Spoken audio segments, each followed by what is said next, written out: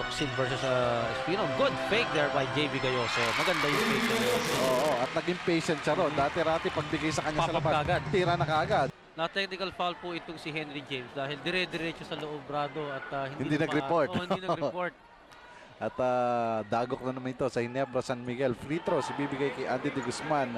Nung first quarter po, hindi kasinong minuto ang nakita nitong si Henry James. Kaya naman wala pong puntos itong naitala. 10 tuloy ang kalamangan sa kanila ng mga taga Santa Lucia. 31-21. Pagdating sa local scoring, si Vincison ang nanguna. Pero yun na nga lang, yung 10 puntos ni Vincison, wala nang sumuporta rito. At si Henry James ay nag-report na si Wilmer ang kanyang papalitan. Pero after na makashoot ng technical free throw ang mga taga Santa Lucia. So sa pagbubukas po ng second quarter, lamang po ang Santa Lucia ng 11. Valdavid also in the ball game for Santa Lucia, for Ginebra and Esplana coming in for Boy Fernandez. James making up. Sige, nabangko ako ng matagal sa first quarter. Ito, bibira na ako. Pula ang kanyang uniforme pero binigyan siya ng lunti ang hudyat nitong si Coach Sandy Jaworski. Green Medyo light, nahihiya siyang tumira pero sabi niya, kailangan tumira. Ikaw ang number 1 scorer natin. Kaya yun nga kanyang ginawa. Ito na yung tandem nila ni Valdavid. Plana nearly losing the ball. 4 seconds para makatira. De Guzman, tapal na naman. Oo, at laging nandun ang depensa ng Ginebra San Miguel. Only 1 second, Randy, sa shot clock ng mga taga Santa Lucia. Kailangan mabilis ito. Nung ito, makikita mo, magsasarado ang pinto. Tingnan natin kung gaano kabilis sila gagawin. Yung po yung tapo na ginawa ni Marlo Aquino. Eto, mabilis na wala. At buti na ng 24. At wala na. Hindi tumama ng ring yung bola. Kaya turnover, pabor sa Ginebra. Well, mga numero, Randy, nung first quarter, hindi kasi nung madami ang assist ng dalawang koponan. Santa Lucia, bahagyang nakalamang with 4 assist. 3 lamang sa Ginebra San Miguel. Pero ang ginamit ng Santa Lucia would be their fast break offense. May 6 silang puntos dyan. Ang Ginebra, hindi man lang nakatakbo. At sabi mo nga kanina sa simula, ang Ginebra averaging close to about 19 fast break points and good fake by JV Gayoso. At yan, tikit ang bola. Well, bihirang occurrence ito, Randy. Usually, pag tumira ka at sumingit, jump ball yan. Pero may foul na tinawag at kasabay nung pag-release niya ng bola, mananatili sa Ginebra San Miguel yung bola. 2 free throws, ibibigay kay JB Gayoso. Naramdaman niya na dumikit na yung katawan nitong si Andy de Guzman sa likod niya. So, nag-turn around ito. Dikit na dikit. Alam niyang nandun na yung foul, pero hindi niya nakuha yung 2 points. Nasa free throw siya, pumasok yung una. Chopping the lead to only 8 points. Sa pangalawa, nagawa pa rin itong si JB. JV Gayoso, first 2 points niya, he's averaging 7 points per ball game. This is the battle for third between Santa Lucia and Ginebra. Esplana against David. Hindi makapitalize si Esplana yung matchup nila sa low post ni Valdavid. And offensive foul on Andy de Guzman. Well, naglabas siya ng kanyang kaliwang braso ron. Siya pa yung off balance dahil matigas yung katawan nito si JV Gayoso. Ika nga, hindi bumigay dun sa kanyang hawi. Napaupo pa tuloy itong si Andy de Guzman. Pero the things are going now, Randy. 7 lamang ng Santa Lucia. But this is a high-scoring ball game na pumapabor sa laro ng Ginebra San Miguel. Ginebra actually sa semifinal. Ang ganda naman. He misses. And another foul against Andy de Guzman. Titingnan natin. Ang tatawagan would be JV Gayoso. Double black eye para sa kanya. Tingnan natin ulit yung play. Nalibre siya rito. Libre. Kaya nga naminti siya. Libre. At sa tulakan nila, siya ang nakita ni referee nag-i-initiate ng contact laban kay Andy de Guzman. Nakalabas ka pa yung kanilang mga baraso. Pero ika nga, siya ang nahuli. Siya ang nahuling may tinapay. Hodges. Tahimik dito sa bahaging ito ng laro. 10 minuto, 20 segundos. Ang Santa Lucia kanina pa lumalamang sa Ginebra. Patuloy ang score ni Hodges. Nabati ko lang na ng lamig. Itong pumuntos kagad itong si Hodges. Well, kita mo naman ang aggressiveness itong si Hodges. Pagbigay sa kanya ng bola, talaga hindi niya inaalintana. Kahit malalaki yung mga taga-Ginebra sa ilalim, tuloy pa rin. At nakukuha niya yung mga puntos. Nice pass! Fouled by Andy de Guzman. Pero sabi mo nga, nagsimula yan doon sa pasa ni Valdavid.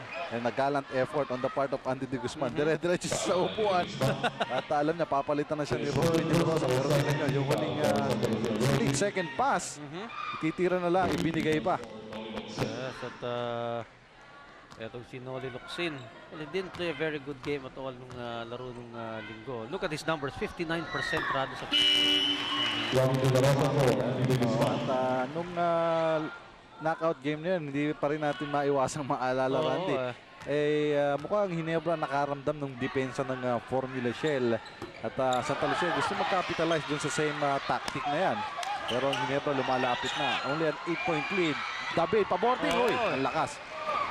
Si David, muntik ka na. Well, he played good game the last time around, in fact scoring 14 points, but ito si Falca Santos. Ito pag Ginebra kalaban ni Falca Santos, maganda rin ang bira nito eh. Oo, dahil ito may kataasan si Falca Santos pero may kabilisan ito. So ang nakakatapat nito, yung malalaki ang katawan sa Ginebra o matatangkad pero hindi makahabol sa kanya. At may tira pa sa labas itong si Falca Santos, pero sa banggaan na ng Diloxin, medyo hindi ata pabor para sa kanya yung timbang doon. Si Falca Santos tatawagan ng foul. Sa kanilang matchup na yan, maaaring mas mabilis nga itong si Nonoy pero sa sa sagasaan ay talagang nagunguna si Noli Locsin doon. Matatawagan siya ng foul, pangatlo na team foul ng Santa Lucia yan dito sa second quarter. At ginugulo pa ni Hodges ang inbound patungo kay Marlo Aquino. 9-26 dito po sa second quarter. Marlo Aquino hindi pa napapagtan. Bumangga minsan kay Hodges ang fake. Teka, Traveling. May traveling na. Actually, inangat pa niya yung paa. Ang daming steps to dahil akala niya nalibre na siya sa pagtapon nitong si Hodges who was actually acting it out para makakuha ng offensive foul. Hindi niya nakuha yung offensive foul pero nakuha niya yung turnover. Ito si Esplana. Binigay kay Noynoy Falca Santos. Falca Santos to De La Rosa. They've got 10 to shoot para sa Santa Rosa. Foul by JB Gayoso pressing De La Rosa. Well, tendency talaga ni JB Gayoso yan. Mahilig itong kumuha ng mga sundot. Pero, masyadong dangerous yung pagsundot. Lalo pat, laging nakabukas yung baraso mo. Malakas yung tendency sumabit. Kaya nang nangyari. Esplana. First 2 points para kay Jerry Esplana of against Baldavid. 38-26. Si Jerry Esplana nag-average lamang ng 7 puntos dito. Pero maaari niyang gamitin yung kanyang bulk and experience against Baldavid. So para itong dalawa, bagong pasok pareho ito. Niloksin na ba? Marami siyang ginawa doon. Bukod pa sa kanyang katawan, nalusot niya itong si Falca Santos. Hodges going to Noynoy. Noynoy drawing out Locsin sa labas. 8.5. Santa Lucia by 10. Hodges against Aquino. Same play ito para kay Hodges. Walang double team. Pero foul itong si Marlo Aquino. Sumapit itong si Marlo Aquino. Masyadong madikit actually. Too close for comfort. Actually, off balance na itong si Hodges. Wala na nga halos tira itong si Hodges doon. Nag-lean forward pa itong si Marlo Aquino. May contact talaga ron. Sabi nga nila, dapat ng choice itong si Hodges. Pero wala, ang sitwasyon ko ang tanong na lang natin dito, babalik kaya sa isang taon itong si Hodges para sa Santa Lucia o para sa kanino mong kapunan. Samantala, error sa bahagi ng Santa Lucia. Falca Santos committing that error, turning the ball over to Ginebra. 38-28. Ang pinakamalaki pong lamang ng Santa Lucia ay 11 points. Ngayon ay 10 ang kanilang lamang sa Ginebra. Pero no way, Randy, ang Santa Lucia para mag-relax dito. Alam nila, babalik ang Ginebra dyan. sa dami lalo na tumitira sa labas sa mga ito. Esplana! Ala naman! Alam mo, walang kadala-dala ito sa akala nila hindi hahabol si James at si Valdavid, and Esplana rejected. Mga gandang numero rin siguro mamaya for Ginebra San Miguel. Well, we were mentioning, Randy, habang nakita mo, bagong angulo ito sa ating camera. Sapal na naman yan. Ang Ginebra may pinakamataas na average sa shot blocks. 5 ang kanilang team average. Pero dito, first half pa lamang, I think nakaka-4 na sila. So, palapit-lapit na doon. Samantala, Valdavid called for a foul. That would be number 1 on David and the 14th foul for Ginebra. Matala si Aquino, pagpapahingayin muna ni Coach Sonny Jaworski. Yung foul ni Baldavid kanina, maaaring offshoot ng sinasabi nating advantage nitong si Esplana. Pagdating sa karanasan ay marami-raming taon ng senior nito laban kay Baldavid. Kaya ito, i-isolate siya. Yan yung lakat si Hodges. Esplana, bigay kay Jackson. Ang layo ng tres ni Jackson! Pero the way Christian Jackson has been shooting those 3-point shots, lalong-lalo na dito sa konferensyang ito, makikita mo yung pinaghirapan niya na sa practice ang dami itong tinitira mula sa labas. Tala, hilbata ng ating referee. Merong tulak. James Hodges pushing off his man. At bin number 2 on Hodges. And pareho ng tig-apat ang team fouls ng Ginebra at Santa Lucia. Well, itong si Hodges, isa ito sa mga import na hindi nagrereklamo ito pag natatawagan. Laro lang ng laro ito. Kaya naman, ito yung tamang attitude. Lamang sila ng tracing ngayon. 41-28. James against Jackson. Backing off. Muntik pang matraveling Oo, doon. parang bumakbang siya ron. Eh, Oo. no? Pero hindi pa rin pumabor para sa Ginebra. Sablay ang tira ni James. Hodges against EJ File. Tingnan natin magagawa. Mas malapad-lapad itong si File kay Hodges.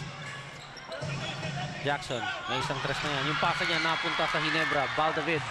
Kinambiyon si Esplana. Going cross-court to James. Wala yung tira. Pero foul itong si Chris Jackson. Pero makikita mo pa rin yung hesitation on the part of Henry James. Oo. So, dati-rati kahit malayo-layo pa yan, ay hindi naman ito sanay mag-layup actually. Pag po, ano na, Oo, di-iswala titira na yan eh. Pero kita mo yung pati yung takbo niya, no? Mabagal yung approach niya sa goal. At sayang din ang kampanya para sa kanya. Actually, a strong candidate for the best import.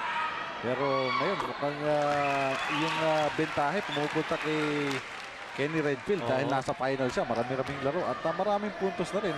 Ang actually, nakumpile nitong si Kenny Redfield being an all-around player. More all-around actually than Henry James. Than any of the imports probably playing dito sa Governor's Cup. Here's the good matchup. Espino against Locsin. Prevailing itong si Dennis Espino. Well, na-realize kagad ni Espino ang kanyang bentahe ron. Mas matangkad siya kaya itinaas yung bola kahit malaki ang katawan ni Locsin. Lalong lumaki lang yung pagitan nila. They've gone a long way sa amateurs na agawan ni Esplana ang Ginebra. Esplana tumuloy-tuloy. Oh, hindi na kompleto at nakuha pa ni Baldavid yung bola para sa Ginebra. At Ginebra naman ang fast break. EJ File, dinukutan ni Jackson. Pero foul po doon si Chris Jackson. Again, ang mabibilis na kamay nito si Chris Jackson. Oo. Tinuturuan yung mga cutters ng Ginebra sa ilalim. Although tumama sa braso yung kanyang tapik dito. Ito, tatapin. Ayun. Si Jackson, he's 6 feet 4 inches. At well, of course, against EJ File, hindi mo pwedeng habulin yung bola na lang sa taas. Malaki to. Yung action niya, actually, hindi masyadong obvious yung contact na yun. Pero foul prone, ika nga. Yung isang malaking mama na nakakuha ng pass break pass, going for the basket. Ika nga, pag hinataw mo yan, ay from all angles, talagang akala mo, tinamaan ng sandamukal kahit konti lang, gaya na nakita natin sa slow-mo. Laki pa ng mga galamay nito si EJ File. At double lane violation. Not counted yon. Oo. Si referee. So sayang yung mga free throws itong si EJ File. 12-point lead for Santa Lucia. May jump ball pa tayo sa gitna nating court. 6 minutes and 22 dito sa second quarter. This is the battle for third. Inuulit po natin sa inyo yung mga kadarating lang sa mga opisina na nagmamadaling makapanood ng PBA. Ginebra versus Santa Lucia at napag-ugian ng Santa Lucia ang bola. Well, at the start of the ball game, Randy, binanggit din natin na 3-0 ang sa labanan ng dalawang kupunan na ito. Favoring Ginebra sa kanilang head-to-head encounters dito. Pero mukhang binabaliktad ng Santa Lucia ang kwento. Lamang sila ngayon ng 14 with that turnaround jumper nitong si Dennis Espino. 45-31 na po ang score. And ito naman, sa kabila yung matchup, Locsin versus Espino. Good fake there by JV Gayoso. Maganda yung fake niya. Oo, at naging patient siya ron. Dati-rati pagbigay sa kanya sa Papap labas, kaagad. tira na kaagad. Doon, pinaluwag niya muna yung kanyang sarili. Mas nakalapit pa siya. At mas magandang view ng goal. Ito si Esplana. May screen mula kay Hodges. Tusok, pasok. Kanina pa nangungursunada itong si Jerry Esplana ng kanyang mga tira sa labas. Mas gusto yata nito, mas malaki yung kanyang bantay. Kanina si Baldavid, mukhang naiilang siya. James, ayaw pumasok ng kanyang patres. Esplana, mukhang ganadong-ganado. Tinapikan ni Locsin mula sa likod at balik ang bola sa Santa Lucia. Samantala, meron tumawag ng timeout. Ginebra San Miguel po ang timeout. Lamang ang Santa Lucia ng 14. Kami po'y mababalik. 47-33 at alam niyo po sa Biyernes, ang first game po ng ating Twin Bill will feature the Milo Best Small Basketers Philippine Tournament. Before the Alaska Shell game number 2, it will be Xavier School versus Lourdes School, Quezon City. At maganda pong panoorin yan, no? Yung mga bata, makikita natin ang binaharap po Philippine basketball dito po live sa VTV IBC 13 sa Biyernes yan.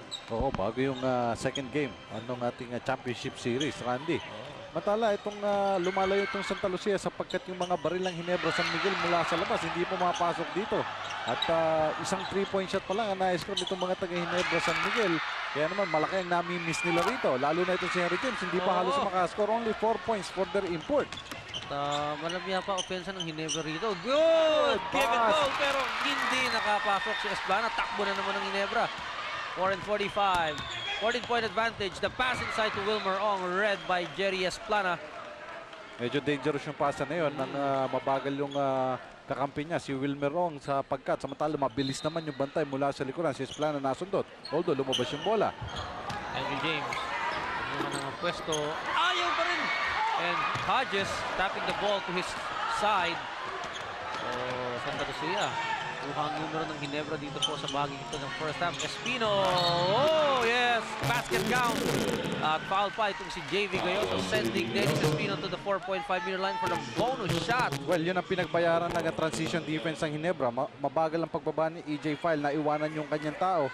At yung reaction ng team defense ng Ginebra hindi ganun katalas. Kaya naman si Henry James nahuli na rin sa pagbibigay ng depensa. Naka-score na si Espino, may foul pa ang mga taga-Ginebra.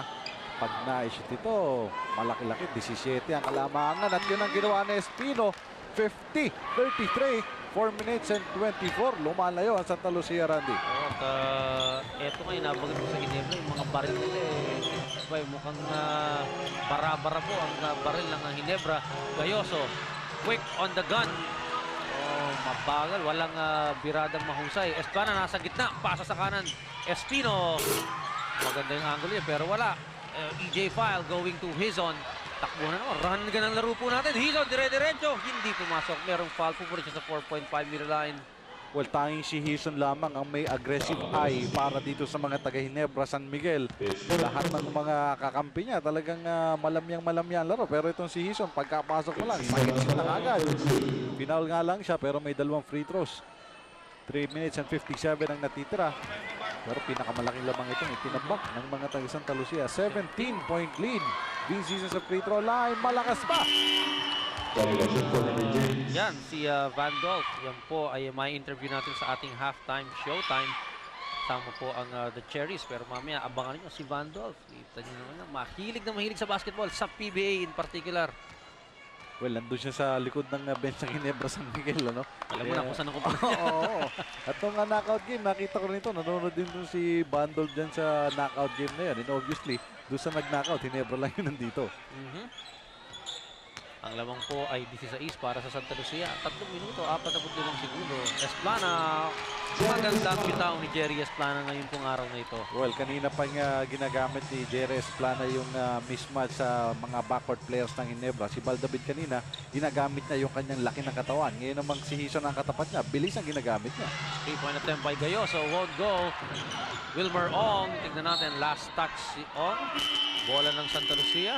Palitan ng mama. Matala, babalik si Marlo Aquino. Si Ong ilalabas, si Harencio papasok naman para dito kay JV Gayoso. At talagang sa kombinasyon, hindi pa rin makakuha ni Coach Sonny Jaworski. Although mukhang hindi kombinasyon ang problema niya, kundi yung temperament o yung mood ng kanyang mga players ngayon. Mukhang talagang binabagit natin, emotionally low itong mga ito. Pagkatapos, kumbaga sabi mo, isang hakbang na lang And Locsin fouling Chris Jackson. Obviously, bukas yung depensa ng Ginebra sa loob at pinagpipiyesahan ng Santa Lucia yun. Second foul ni Locsin. Tignan natin muli ang Rado. Well, yun ang aggressiveness nitong si Hodges.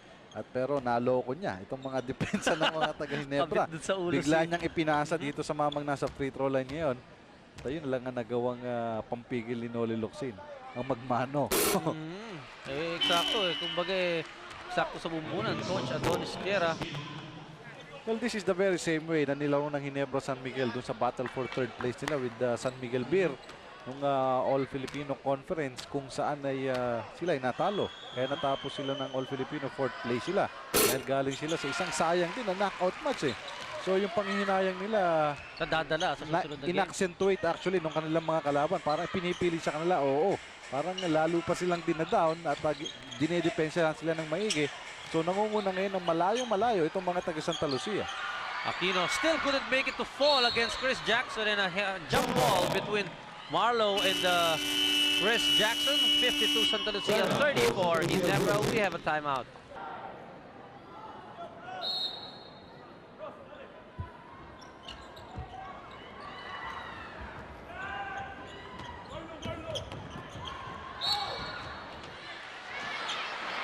Well, Ginebra fouling Santa Lucia in desperation dito sa second quarter. That's the third on Noli Locsin. The lead is 18 points favoring Santa Lucia. Well, sa quarter na ito, Randy, 13 points pa lang ang nai-score ng mga taga Ginebra San Miguel. Kabaliktaran sa mga taga Santa Lucia na nakaka-21 puntos na. So sa quarter pa lang na ito ay 8 na kalamangan plus the fact na lamang sila ng 10 puntos nung first quarter of play. Habang nakikita nyo, lamang sila ngayon ng 19. Hindi pa rin masaya si Coach Adonis Tierra. Matalang nakikita natin ditong would be the scoring for the local sa Ginebra San Miguel.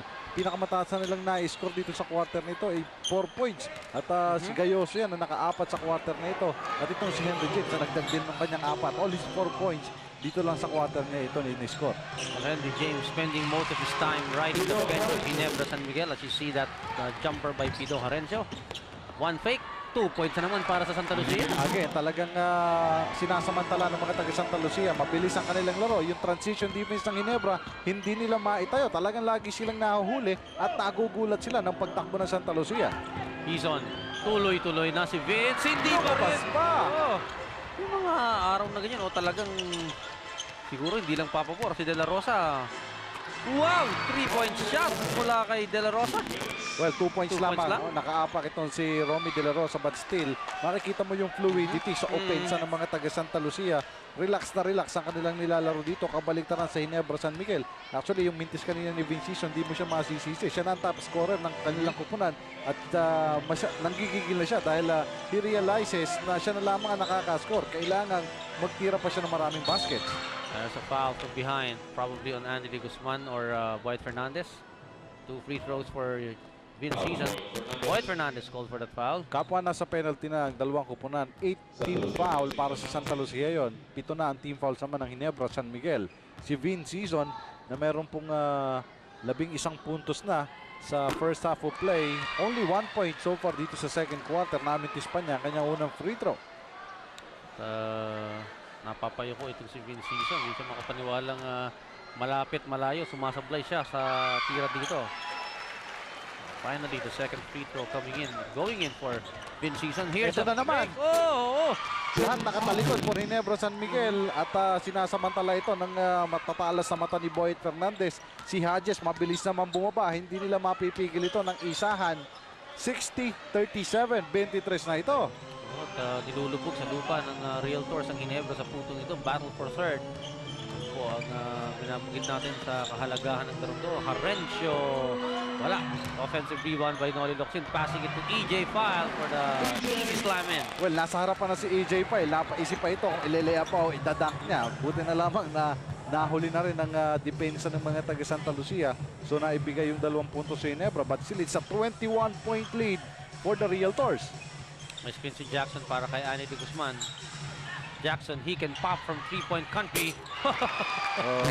Alam niya itong si Chris Jackson. May kabagalan si Fal. Hindi siya mahahabol sa labas. Pangalawang 3-point bomb na ito ni Chris Jackson. And what a second quarter for Santa Lucia. They've already scored 32 points dito po sa second quarter. Aquino over Chris Jackson, ha? Ginamit pa yung sigo. Kung hindi man braso yun. Jackson, hindi kinakapa. Buo pa ba yung ipin ko? Marami nang nanakaw kasi itong si Chris Jackson pag binababa ni Marlo yung bola. 9 seconds na lang sa second quarter. Fernandez handing off to De Guzman for the reverse. At Hizon tingin sa shot clock. Tapos ito. Dominado po ng Santa Lucia ang unang 2 quarters. Dabag sila sa halftime ng 65-41. Vandog Hizon will be with us sa ating halftime showtime. Kasama ng ating featured Cherries dito po sa PBA. Kaya huwag kayong alis. Babalik agad ang PBA.